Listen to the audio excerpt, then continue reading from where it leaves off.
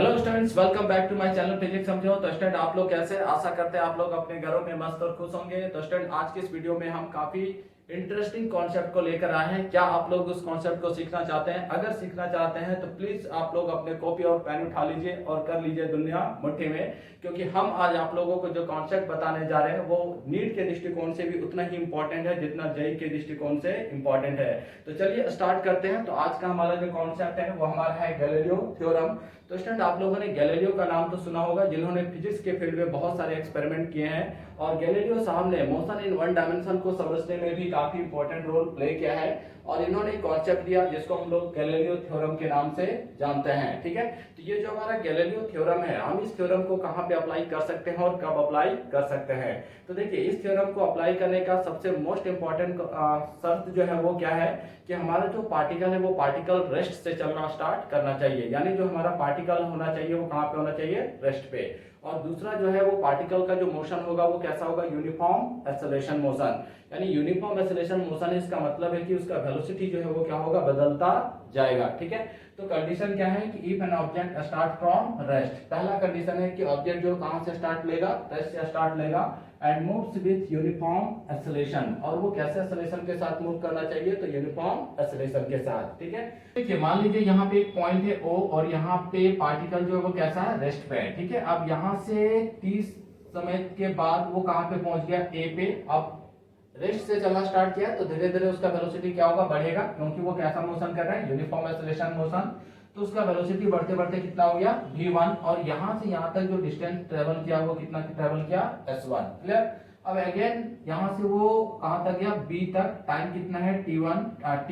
ठीक है, और वेलोसिटी जो है वो कितना चेंज हो गया? v2। बट ये जो डिस्प्लेसमेंट है ये कितना है? s2 है। क्लियर है? अगेन वो B से कहां तक चला गया? C तक। टाइम हमारा t ही है, सेम टाइम इंटरवल ले रहा है, बट वेलोसिटी चेंज होके कितना हो गया? v3। और जो हमारा डिस्प्लेसमेंट है वो कितना हो गया? v3 हो गया। ठीक है, तो इस तरीके से उसका जो डिस्टेंस है कंटिन्यू चेंज हो रहा है, वेलोसिटी भी क्या हो रहा है? बदलता चला जा रहा है। क्यों? क्योंकि जो मोशन है वो कैसा है? यूनिफॉर्म एक्सेलरेशन मोशन है, बट जो टाइम इंटरवल है वो हमारा क्या है? सेम है। ठीक है, तो यहाँ पे जो s1 s2 s3 है, क्या इनके बीच हम कोई रिलेशन एस्टेब्लिश कर सकते हैं? तो गैलीलियो साहब ने इनके बीच यानी इन डिस्टेंसेस के बीच s1 s2 s3 के बीच एक रिलेशन दिया और उन्होंने कहा कि इनका जो रेशियो होगा वो रेशियो कैसा होगा? तो 1:3:5:7, यानी ऑड में चलेगा। देखिए, the ratio of distances in conjugative equal time interval, यानी शर्त हमारा क्या है? जो टाइम इंटरवल है वो टाइम इंटरवल क्या होना चाहिए? सेम होना चाहिए। तो उस सिचुएशन में इनका जो रेशियो होगा वो रेशियो कैसा होगा? 1:3, 3:5, 5:7, यानी ऑड के फॉर्म में ये चलेगा। क्लियर है? अब देखिए, जब वो जीरो से O से A तक पहुंचा तो उसका वेलोसिटी कितना हो गया? v1। फिर A से B तक गया तो वेलोसिटी हो गया v2, v3। इस तरीके से वेलोसिटी भी क्या हो रहा है? चेंज हो रहा है। तो उन्होंने इन वेलोसिटीज के रेशियो भी उन्होंने दिया। अब जो उनका वेलोसिटीज का रेशियो है वो रेशियो कैसा है? तो 1:2, 2:3, 3:4 है ना, यानी 1 2 3 4 इस रेशियो में ये क्या हो रहा है? बढ़ रहा है। ठीक है, तो ये किसके बीच का रेशियोज है? वेलोसिटीज के बीच का रेशियोज। ठीक है, अब देखिए उन्होंने एक और रेशियो दिया किसका? टोटल डिस्टेंस का। ठीक है, जैसे मान लीजिए O से A तक गया तो डिस्टेंस कितना है? s1। ठीक है, अब वो A से B तक अगेन गया तो डिस्टेंस कितना हो गया? s1 plus s2। क्लियर? अब फिर वो B से C तक गया तो डिस्टेंस कितना हो गया? s1 plus s2 plus s3। तो इनका भी एक उन्होंने रेशियो दिया। वो जो रेशियो है देखिए 1:4, 4:9, 9:16, यानी ये स्क्वायर है। 1 का स्क्वायर, 2 का स्क्वायर, 3 का स्क्वायर, 4 का स्क्वायर।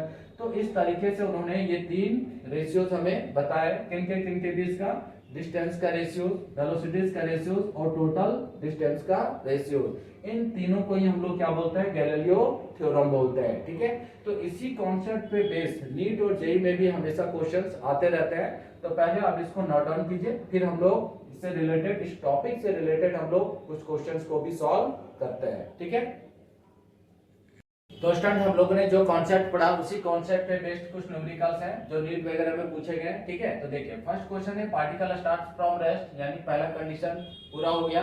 ये जो पार्टिकल है वो कहां से स्टार्ट हो रहा है? रेस्ट से। Under the action of constant force, है ना, मतलब कांस्टेंट फोर्स मतलब uniform acceleration. If the distance covered in first 10 second is s1, यानी जो पहला 10 सेकंड है, इस पहले 10 सेकंड में वो कितना डिस्टेंस कवर किया है? S1, क्लियर है। And that covered in the first 20 second. अब नेक्स्ट जो 20 सेकेंड है उसमें वो कितना डिस्टेंस कवर किया है, S2, क्लियर है।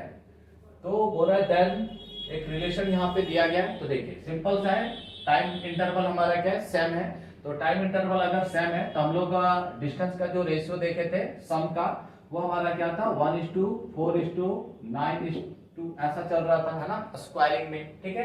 तो देखिए अगर ये S1 है, इसका मतलब ये क्या हो जाएगा, 3S1 हो जाएगा। देखिए 1 के बाद कितना चला गया, 4, यानी 3 बढ़ जाएगा।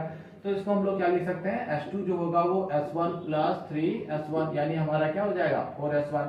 या फिर डायरेक्ट भी बोल सकते थे कि अगर पहला S1 है तो हमारा दूसरा जो होगा वो 4 होगा, क्लियर है।